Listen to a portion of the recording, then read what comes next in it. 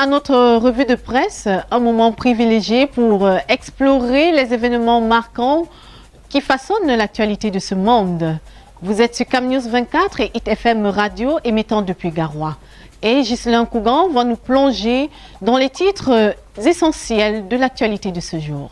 Ghislain. Merci Emeline Doudou Amadou, très heureux de vous retrouver pour cette nouvelle semaine, démarrant par le tri-hebdomadaire d'Ikalo à la une, présidentielle 2025, le cas Maurice Kamto inquiète ses partisans, le chef du MRC est en difficulté avec la loi électorale, il est fort probable qu'il ne soit pas sur la ligne de départ en octobre prochain, page 3 du tri-hebdomadaire d'Ikalo pour plus de précision. Fichier solde de l'État, de nouvelles mesures pour payer les salaires à la page 5, transformation structurelle de l'économie, les chantiers du directeur général des douanes nous sont livrés à la page 7 du tri-hebdomadaire d'Ikalo. Sport, football, élection à la Confédération africaine de football CAF, Samuel Eto'o, absent de la liste du COMEX, et bien le pourquoi, le comment, les enjeux à la page 11 du tri-hebdomadaire d'Ikalo. Le quotidien Émergence à la une cède pourquoi l'un des vice-présidents du MRC est convoqué. Maître Emmanuel Sim y est attendu ce jour, page 5.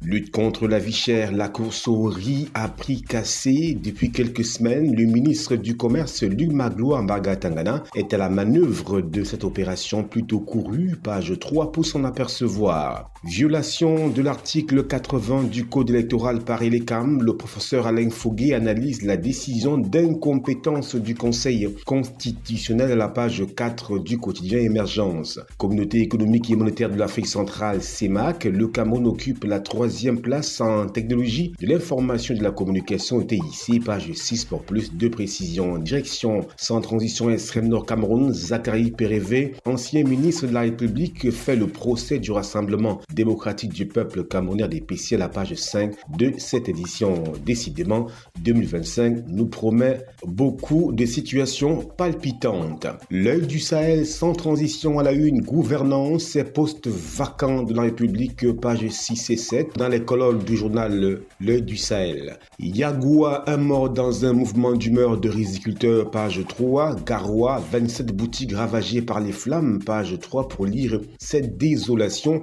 Université de Ngaoundéré, 7 milliards de francs CFA de budget en 2025, page 5 pour plus de précision. François Wassouni, professeur titulaire des universités, nous fait savoir l'impératif d'un nouveau, sincère et pertinent contrat entre le Nord Cameroun et les candidates à la fonction présidentielle. Eh bien, tout cela est dessiné à la page 10, mais aussi à la page 11 du journal L'œil du Sahel. Le quotidien Le Jour, délestage, Globelec réclame 137 milliards de francs CFA à Eneo par un communiqué parvenu à la rédaction de ce journal le 24 janvier 2024. La société anglaise informe l'opinion publique qu'elle a procédé à la réduction de la production de ces 2 centrales électriques de Kribi et de Dibamba, page 6 pour justement comprendre la raison des délestages incessants et incandescents. L'info à chaud à la une, acharnement continu contre Maître Aliscombe. L'honorable Jean-Michel Ninchu réclame le limogeage de ce ministre va-t-en-guerre aux méthodes surannées à la page 2 de ce journal. Quittons l'info à chaud pour le quotidien Le Messager à la une, présidentielle 2025, ma profession 2 fois, président national du peuple uni pour la rénovation sociale PURS, Serge Espoir Matomba jure de terminer la mission qui a valu la vie aux nationalistes, page 9 pour lire justement sa profession de foi. Toujours avec Le Messager, affaire de loyer à la CUD, payé et libéré. Alors que la communauté urbaine de Douala n'a toujours pas payé ses arriérés de loyer, la société civile immobilière apporte des éclairages face au flou entretenu par un locataire insolvable. Page 7 du journal Le Messager pour lire ce cafouillage. Info matin sans transition, 111e session internationale du cacao, un dialogue transparent entre les acteurs.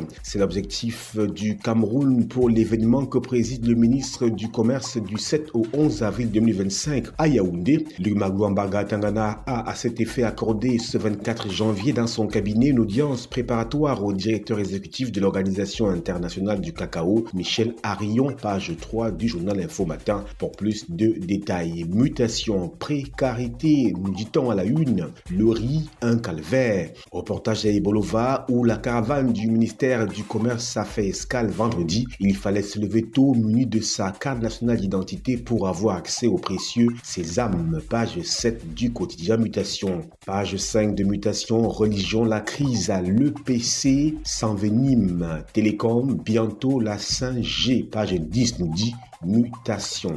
Défis actuels, Foucalistus Gentry, ministre par intérim des mines, de l'industrie et du développement technologique à la une. Je cite, 4 nouvelles cimenteries sont prévues en 2025. Fin de citation. Et bien, direction le journal Défis actuels pour plus de détails. Le journal Le Zénith, montée exponentielle de l'insécurité dans les grandes métropoles. Un doigt accusateur pointé sur des magistrats. Depuis plus de 2 mois, des citoyens sont agressés et même assassinés tous les jours dans différentes villes camerounaises sous le regard impuissant des autorités. Ce qui est révoltant est que les auteurs de cette tuerie, une fois appréhendés et présentés devant la justice, sont systématiquement remis en liberté, comme par enchantement aux grandes dames de leurs victimes qui vivent désormais dans la hantise des représailles de leurs bourreaux. Page 3 du journal Le Zénith pour lire tout ce malaise. Lutte contre la corruption à la page 6, la CONAC plus que jamais déterminée, nous dit Le Zénith.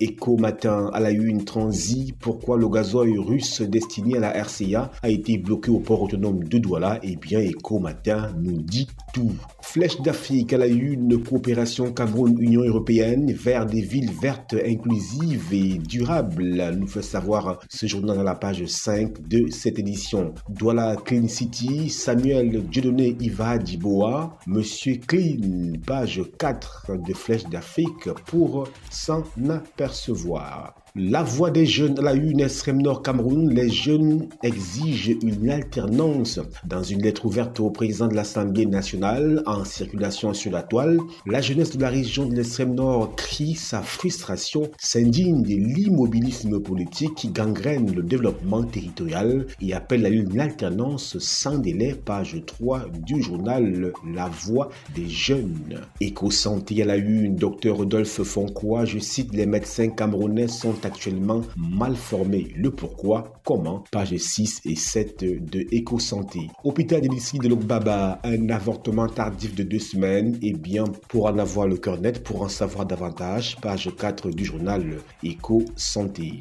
Le journal L'Indépendant à la une, appel d'offres international, le projet routier Olama, Kribi en péril, page 3. Clément Atangana, Componce Pilate, page 5, 6 et 7 du journal Indépendant, en parlant justement du contentieux MRC et les CAM. Présidentielle 2025 avec le journal L'Indépendant, le RDPC perd le Nord par l'extrême, page 10 et 11 de cette édition. Le journal Le Financier d'Afrique à la une, fichier solde de l'État, les effets de la nouvelle application Aigle sur le trésor public nous sont livrés dans les colonnes de ce journal. Transport urbain, plus de 90% de mototaximens sans assurance automobile à Douala. Tout ceci est à lire dans les colonnes du journal Le Financier d'Afrique.